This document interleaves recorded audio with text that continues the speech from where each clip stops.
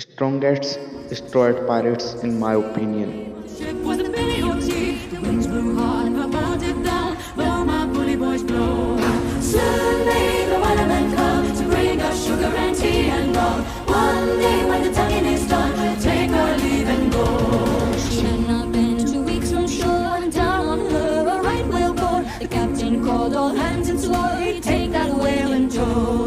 Soon may the weathermen come to bring us sugar and tea and rum. One day when the tonguing is done, we'll take our leave and go. Before the boat had hit the water, the whale's tail came up and caught her. Head to the side, harpoon and fought her when she died below. Soon may the weatherman come to bring us sugar and tea and rum. One day when the tonguing is done, we'll take our leave and go. No line was cut, no whale was free. The captain's mind was not of greed, and he belonged to the whaleman's creed. She took that ship in tow. Soon may the weatherman come to bring us sugar and tea and rum. One day when the tonguing is done, we'll take our leave and go. For 40 days or even more, the line was slacked and tied once more. Our boats were lost, there were only 4, but still that whale did go.